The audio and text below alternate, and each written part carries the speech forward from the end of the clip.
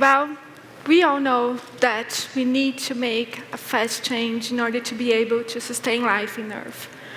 And there are many challenges going on just now. We are seeing climate change, we are seeing pollution of water, soil, and the air. We are seeing poverty in many different parts of the world and health problems as well. And then the question is, how can we make this transition in the most successful way? It's not a simple task. There are many different stakeholders to be involved in this change. We can talk about government, for instance, as having a very important role into that, NGOs, non-governmental organizations. And we can also talk about companies and the civil society. Personally, I truly believe on the power that companies have in supporting this transition towards sustainability, taking environmental, social, and economic issues into account.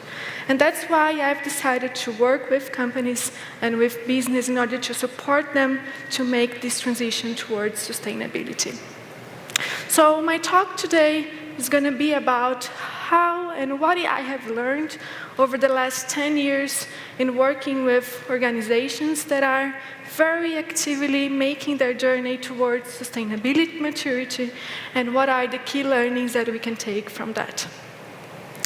And every time we talk about sustainability, we know it's the right thing to do. And companies do know that as well. But they also need to see what are the business benefits of integrating sustainability into their operations. And the good thing, and I guess it's a very nice story to tell, is that sustainability does bring lots of business opportunities for companies. And there are many blue ocean opportunities that we can explore by integrating sustainability in our day-to-day activities. I brought here today some of the most key benefits that companies recognize and realize when trying to integrate sustainability into their activities. First of all, legislative compliance. All over the world, there are more and more laws coming up that deals with the product life cycle, and all the way through raw material extraction and manufacturing, through use and end of life. And all of those legislations are usually the entrance point for sustainability in companies. And when they start doing that, they actually understand that there are many other benefits linked to sustainability as well. One of those benefits are linked to our role as the civil society and customer requirements. So more and more customers are requiring companies to integrate sustainability in the way they develop their products, and they're actually taking sustainability as one of the very important criteria for their buying decisions. Sustainability also enables companies to get into new markets and also to expand their market share, such as the example from Natura that Elena just showed to us earlier today. Minimized costs and risks is also a very common benefit mentioned when we talk about sustainability. It has to do with efficiency and how we can basically minimize material consumption and energy consumption in our organizations. Image and brand improvement. We are at sustainable brands today, and companies do recognize that sustainability can really enhance the value of their brands. And last but not least, innovation potential.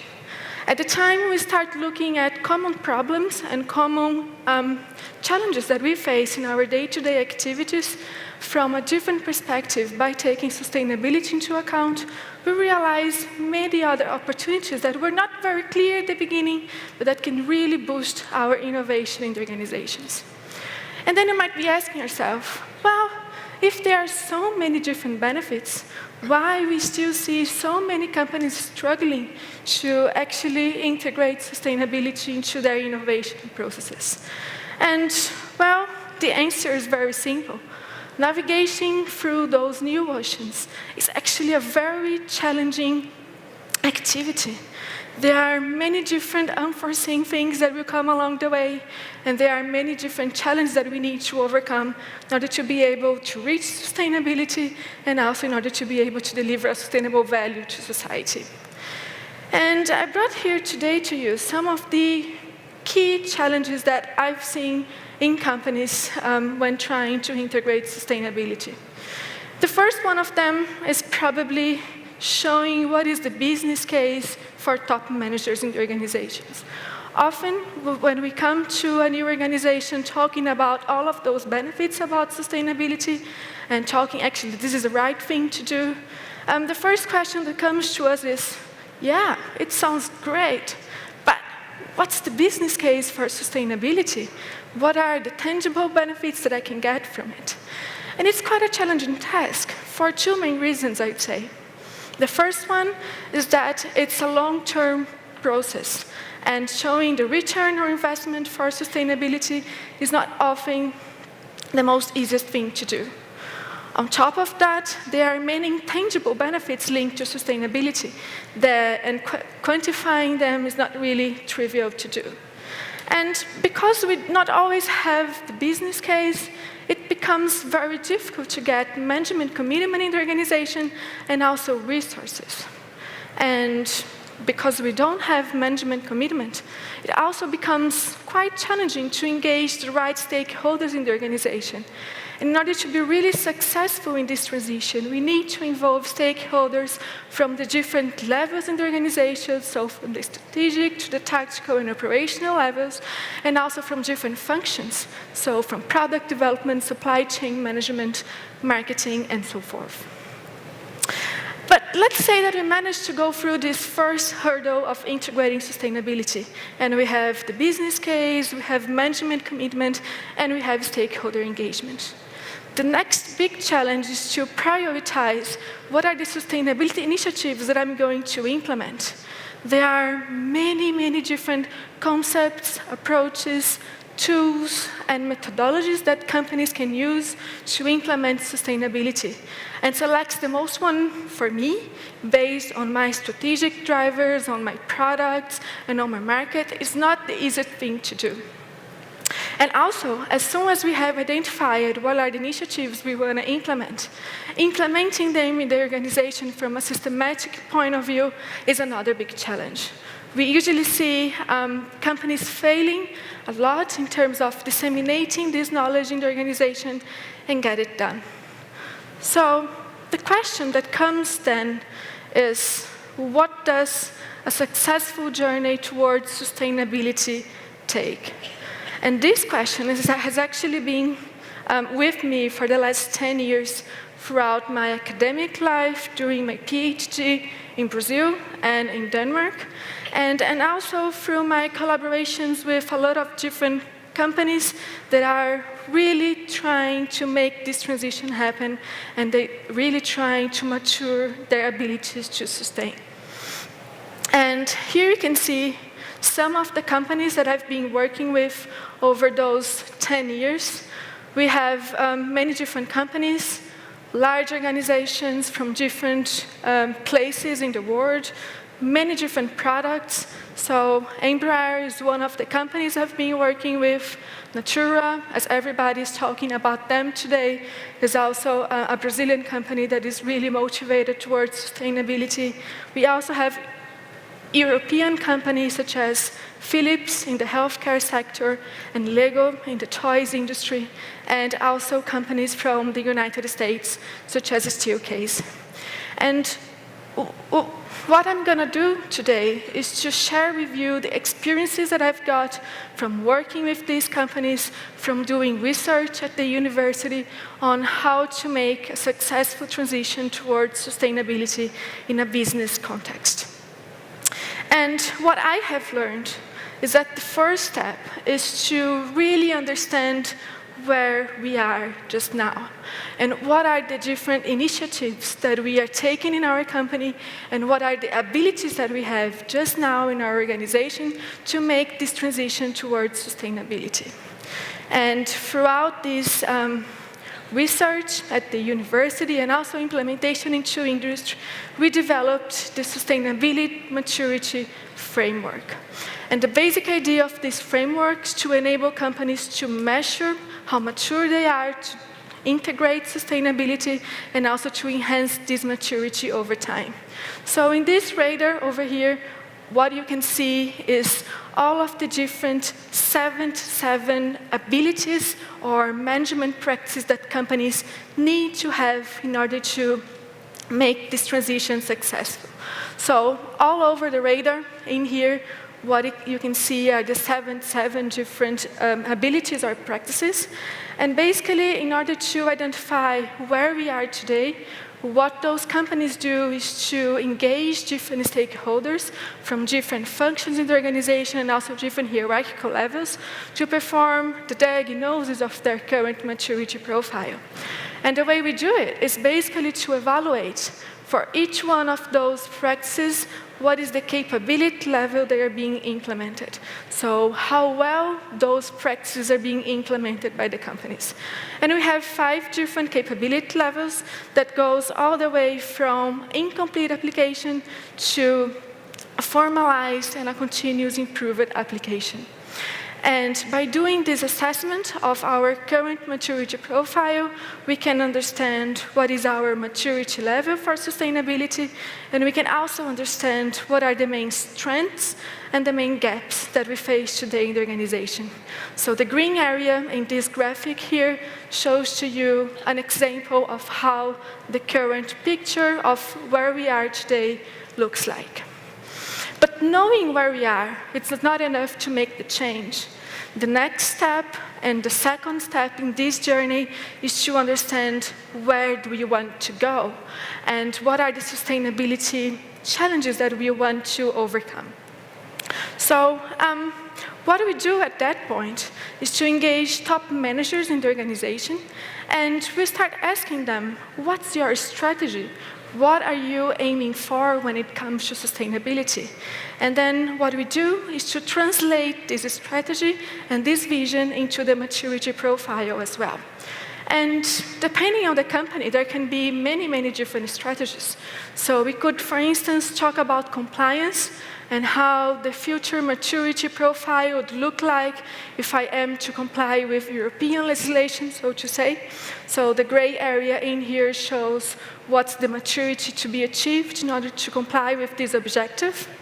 We could also be a little bit more ambitious and talk about ISO 14001, the new version from last year, that basically brings much more requirements in terms of leadership engagement and sustainable innovation as well. We can move one step further and talk about circular economy and what it requires from my company and what abilities do I need to have in order to be able to reach this new business model and these new take-back systems and so forth. We can also take the sustainability strategy of the company. That can be a combination of all of those other different ambitions and levels.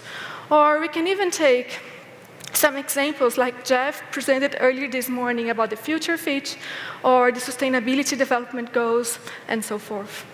So the basic idea here is to map out what are the abilities that you need to have to reach your vision. And I really believe that one of the main beauties of that is that the abilities are the same independently on your vision, and what changes is how well we are implementing each one of them and where you are focusing on to make progress. But that's great. Now I know where we are. I know where I want to go. But then the question is how to actually get there. And what kinds of boats or tools and approaches and methods can I use to support my journey in this transition? And the basic idea here is to, first of all, understand the gap between the green and the gray areas and what are the abilities that I need to develop at what level. And then what we also do is to look at the body of knowledge that we are developing since 2006 and up until now. And today, it contains about 800 different concepts, tools, and approaches. So if we know exactly what's the gap in your organization, we look at the correlations between those different concepts, tools, and approaches, and we basically support the organizations to develop this roadmap for the journey and for the transition. And in the roadmap, we have the different projects. classified into 3 different layers that goes all the way from business foundation to business excellence and business innovation as well. And after we know what's the action plan and what's the roadmap, it's time to start navigating. And it's time to actually start making change in our organizations. And it's time to engage the different stakeholders in the organization. So I'm going to share with you just now the 5 key learnings that I've experienced over those last years by working with these companies. And the first key learning is about going beyond pilot projects. It's really important for organizations to start scaling up their impact by focusing not only on 1 or 2 products in their entire portfolio that will have a better sustainability performance, but actually making sure that the entire portfolio of products and that all of their activities will be taken by a sustainability point of view. And the best way of doing that, from our experience, is on integrating sustainability in your processes and in the way you do things.